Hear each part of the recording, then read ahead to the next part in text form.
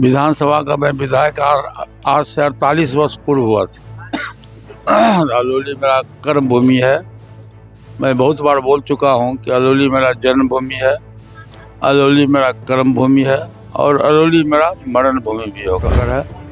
और यहाँ जो जनता का रुझान जो है वो विकास पुरुष के नाम पर है। जो क्षेत्र का विकास करेगा वही यहाँ का उत्तराधिकारी होगा, जो क्षेत्र का विकास करेगा वो यहाँ का प्रतिनिधि होगा। इनमें से 2 उम्मीदवार को यहाँ की जनता ने परीक्षा ले चुका हुआ है। जैसे एक सिटिंग एमएलए है, एक पूर्व विधायक और तीसरे में यशराज पासवान है। तो तीनों की तुलना यदि आप करिएगा तो यशराज 25 वर्ष का नौजवान लड़का है। तो विकास नहीं किया, विकास ये किया इन लोगों ने कि आपस में जात पात की लड़ाई लड़ा करके ज़मीन हड़पो आंदोलन करवाया और दलित के द्वारा जो किसान भाई हमारे हैं उन पर दलित एक्ट लगा करके केस करवाया और काफ़ी इन लोगों ने लोगों को दर्द दिया है। इसलिए यहाँ के लोग व्यक्तिगत रूप से काफ़ी नाखुश है जो प्रत्येक विधायक है। नमस्कार, आप है न्यूज़ फॉर नेशन पर। मैं आपके साथ अभिजीत सिंह। लोकतंत्र के महापर्व चुनाव है।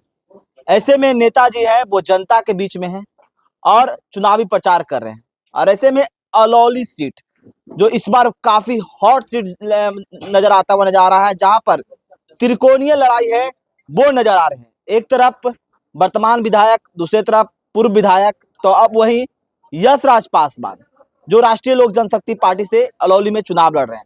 और कहीं ना कहीं त्रिकोणीय भी लड़ाई नजर आ रहा है और एक तरफा भी नजर आ रहा है। ऐसे में हमारे साथ बात करने के लिए इस वक्त हैं राष्ट्रीय लोक जनशक्ति पार्टी के राष्ट्रीय अध्यक्ष एवं पूर्व केंद्रीय मंत्री पशुपति कुमार पारस जी हैं।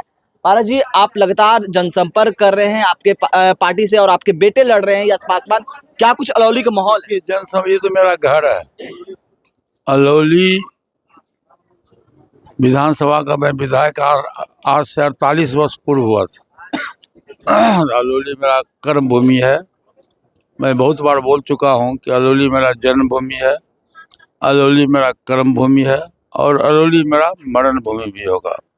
राजनीति की बात जहाँ तक है तो राजनीति में जो जैसा कर्म करेगा वैसा फल देगा भगवान, ये है गीता का ज्ञान है। तो अलौली की जनता की मैं 30 वर्ष तक सेवा किया हूँ और बड़ी निस्वार्थ भाव से मैंने सेवा की। और जब भी मौका मिला मुझको तो मैंने क्षेत्र की विकास करवाया। यहाँ तक कि जब पासवान जी रेल मंत्री थे तो मैंने खगड़िया से अलौली, अलौली से कुशेश्वर स्थान रेलवे लाइन की स्वीकृति करवाया और गाड़ियाँ चल भी रही है। और अभी जो वर्तमान समय में जो उम्मीदवार है उसमें 3 उम्मीदवारों के बीच में थोड़ा बहुत टक्कर है, बहुत टक्कर नहीं है, 3 उम्मीदवारों के बीच थोड़ा बहुत टक्कर है। और यहाँ जो जनता का रुझान जो है वो विकास पुरुष के नाम पर है। जो क्षेत्र का विकास करेगा वही यहाँ का उत्तराधिकारी होगा, जो क्षेत्र का विकास करेगा वो यहाँ का प्रतिनिधि होगा।